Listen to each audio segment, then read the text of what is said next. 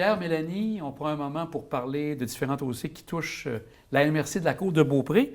Mélanie, je vais commencer avec vous. On va parler d'une consultation publique qui va être très importante parce que ça va amener à la politique familiale, j'ai bien compris. Comment ça va se dérouler dans les prochains temps? Je pense qu'il y a une consultation qui se prépare pour le mois de septembre. Oui, exactement, Jean. En fait, là, comme vous dites, c'est au niveau du renouvellement de la politique famille et aînés régionale de la MRC, mais aussi de 6 municipalités et villes du territoire. Là. En fait, là, les deux qui sont exclus parce que c'est déjà fait, c'est Saint-Féréol-les-Neiges et Beaupré. Mais pour tout l'ensemble, là, le restant des gens. Donc, comment ça va fonctionner? Là, on est rendu, en fait, on a déjà des comités de pilotage avec, différents intervenants au niveau des élus, au niveau municipal, au niveau aussi des organismes communautaires, réseau de la santé. Donc, tous ces gens-là sont déjà là, en comité. Mais là, on est rendu à l'étape où on a besoin d'aller consulter les gens là, pour répondre à leurs besoins, là. Et quand vous dites que c'est vraiment MRC et 6 municipalités, est-ce que ça va se faire tout en même temps ou il y a différentes étapes différentes pour les autres? Non, exactement. On fait tout de manière simultanée. Là. Fait que c'est un gros chantier. Je vous dirais même là, que chacune des municipalités et villes concernées ont aussi des sous-comités, si je peux dire, là, de pilotage, là, donc qui ramènent l'information au comité de pilotage principal. Donc, justement, la consultation commence le 2 septembre.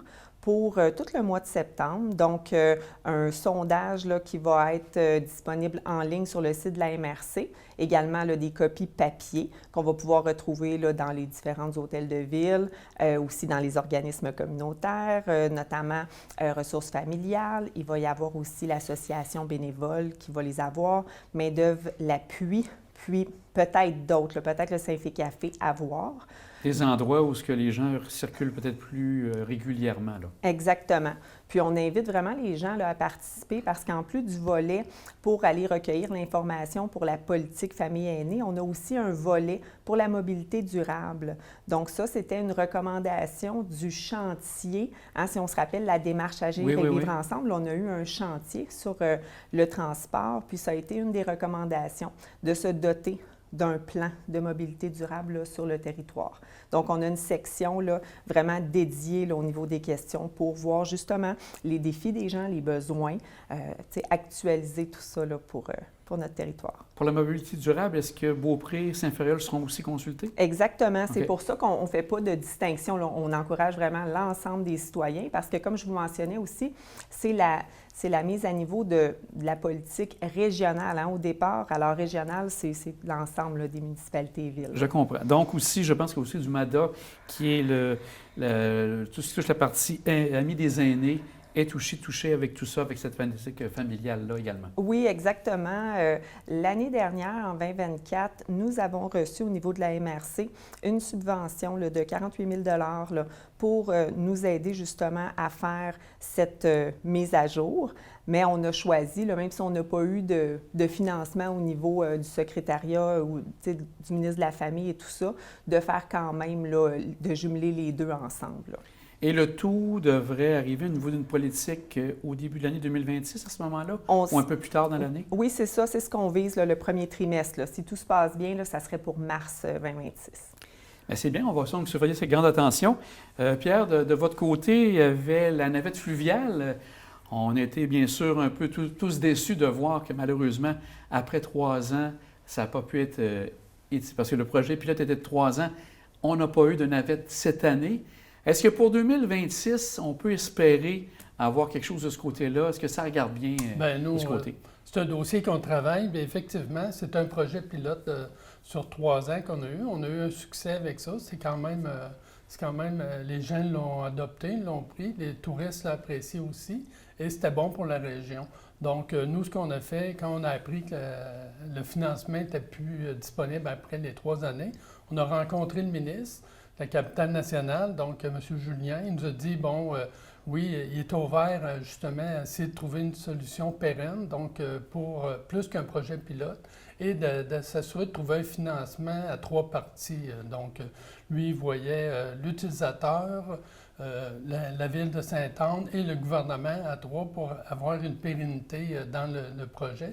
Donc, c'est ce qu'on travaille, c'est ce qu'on regarde, puis on va lui revenir avec des propositions et des solutions pour avoir un financement qui va être de façon permanente là, pour nous aider. Ça existe ailleurs au Québec, là, le même genre de navette, peut-être moins touristique, plus au transport, mais on a quand même les deux utilités. On peut se déplacer pour aller à Québec avec la navette, même si on n'est pas un touriste. Là. Donc, mais pour la région, c'était bon. Puis pour le quai de Saint-Anne aussi, de le mettre en valeur encore plus. Donc, c'est un dossier qu'on a travaillé, puis on poursuit de travailler avec Développement Côte-de-Beaupré, et ça fait partie de la mobilité aussi. Quand vous parlez de l'utilisateur, c'est AML qui est visé à ce moment-là par rapport à ça? Oui, AML et les citoyens aussi qui utilisent, dans le fond, lorsqu'ils payent le billet, bien, ça fait partie, ça aide pour le financement. Donc, il y a du travail qui se fait en coulisses. Oui. Pour le moment, rien pour annoncer, non. Mais comme vous dites, il y a un gros travail qui se fait Oui. de ce côté-là. Oui. Troisième lien, avec tout ce qui s'arrive présentement, le lieu où on a décidé de présenter le projet, vous étiez, bien sûr, avec le comité, pour le comité de l'Est. Oui. Là, on n'est plus tout à fait dans l'Est, on est rendu plus dans le centre. Oui. Sûrement une petite déception pour tout le comité de voir qu'actuellement, il n'y a pas... Honnêtement, c'est une grosse déception parce que nous, on était un comité avec des gens de la Rive-Sud, de la Rive-Nord, puis nous, notre proposition, c'était vraiment un troisième lien à l'Est de la ville de Québec, à l'ouest de l'île, mais quand même dans ce secteur-là.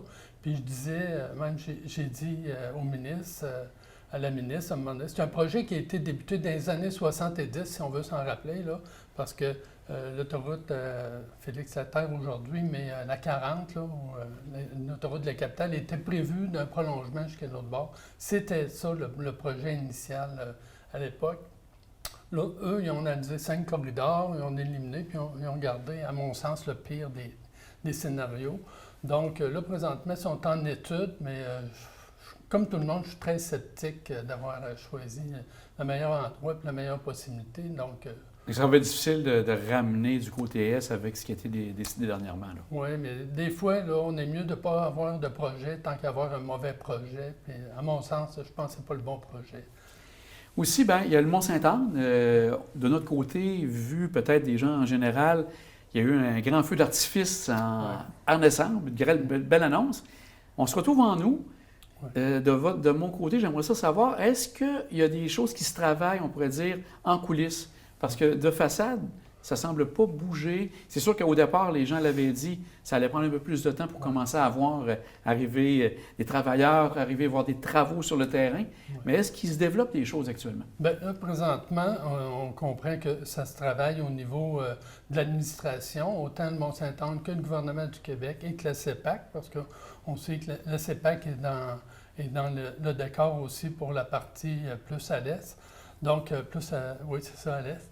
Et je me disais, nous, notre travail tout au long de la démarche, là, ça a été de s'assurer que les parties se parlent, qu'on amène du financement, de l'aide financière, parce qu'on sait que le gouvernement, il aide énormément d'autres stations de ski et d'autres entreprises au niveau touristique. Donc, ça a été la partie principale de notre travail.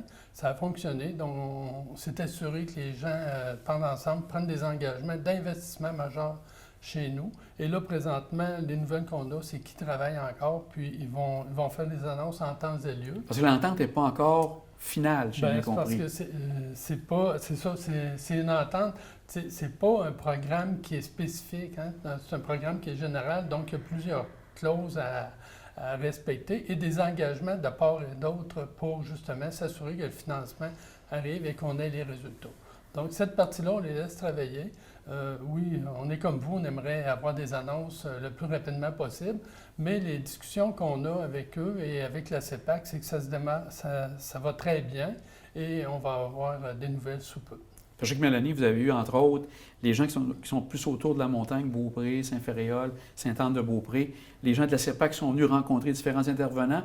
Avez-vous des éléments supplémentaires à la suite ce que M. Lefrançois vient de dire, ou ça complète bien ce qui a été dit? Je pense que c'est bien complet, mais effectivement, je pense que c'est bon de se soulever puis de rappeler que la CEPAC a quand même là, été très sensible justement à l'opinion des gens du milieu. Puis, tu sais, si on se rappelle, je pense que c'est sous toute réserve 16 différents groupes qu'ils ont choisi de rencontrer. Là.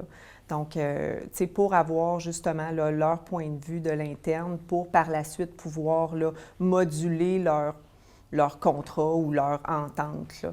Donc, je pense qu'effectivement, c'est très positif. Puis, comme M. Lefrançois le mentionne, là, on a hâte, nous aussi, mais on est conscient que ça doit prendre le temps nécessaire là, pour bien s'attacher. Là. Donc, on va suivre ça avec grande attention, sûrement à l'automne. Train de banlieue, bien, j'en parle avec vous, M. Lefrançois. C'est un sujet qui a comme été lancé en plein été. Est-ce qu'il y a quelque chose, selon vous, qui peut être viable de ce côté-là? L'idée n'est pas mauvaise parce qu'on cherche toujours différents moyens au niveau du transport durable, justement, de la mobilité durable, de pouvoir amener les gens qui travaillent vers Québec.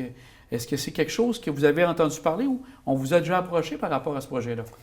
On a entendu parler en même temps que tout le monde lorsque ça a sorti des médias, mais avant ça, des discussions, on n'avait pas eu du tout avec les gens de Charlevoix, du train de Charlevoix. Mon opinion, je suis partagé. Oui, un train de banlieue, bon, ça pourrait être agréable, mais c'est tout le temps une question de densité, de vitesse, d'infrastructure, parce qu'on sait que la voie ferrée ne date pas d'hier. Donc, je disais que mon grand-père et mon père ils ont pris le train de banlieue à l'époque, mais c'était à peu près le seul moyen de transport qu'on avait à cette époque-là pour aller vers Québec et revenir. Donc, aujourd'hui, c'est une autre réalité, c'est une autre situation. Enfin, là-dessus... Mais un projet, lui, qui est vraiment terre-à-terre, qui est en route, c'est la patinoire. Donc, oui. Ça se passe bien de ce côté-là? Oui, ça se passe. Pour l'Ange Gardien, là, bien sûr. Oui, à l'Ange Gardien, c'est une patinoire multifonctionnelle. Donc, on se rappelle que l'an passé, la ministre des Sports et Loisirs est venue faire une annonce qu'on avait une aide financière de 1,6 million pour réaliser ce projet-là. Donc, tout de suite, nous autres, on était prêts, on avait des plans et devis, nous sommes allés en appel d'offres. On a octroyé le contrat. Puis là, présentement, est en réalisation, les travaux se font. On espère l'avoir pour cet hiver. Ah, déjà cet hiver? Oui. C'était dans les plans que vous vouliez avoir hiver 2026. On est capable d'avoir notre patinoire. Oui, le plus rapidement possible. Puis lorsque j'ai des travaux, ça se déroule bien. C'est une dalle de béton qui va être coulée prochainement. La structure va arriver dans la deuxième semaine de septembre. Donc, on comprend que c'est une structure en métal qui vient s'apparenter avec notre nouveau centre communautaire, donc qui va très bien s'agencer avec. Et au début, on n'avait pas prévu que la glace soit réfrigérée parce qu'il y a une possibilité de réfrigérer la glace. Donc, on prévoit les installations. Donc, d'un deuxième temps, on va pouvoir la réfrigérer. Donc, c'est dans la dalle de béton que ça s'installe. Et on est très content, très confiant qu'on va avoir une patinoire pour cet hiver. Ah, bien, c'est très bien. Donc, on a fait un bon tour. Ça sera surveillé. Bien sûr aussi, on aura sûrement l'occasion de reparler éventuellement d'élections parce que c'est la grosse année pour tout le monde en 2025. Un grand merci à vous deux. On va encore que ça bouge avec la MRC de la Côte-de-Beaupré. Merci beaucoup.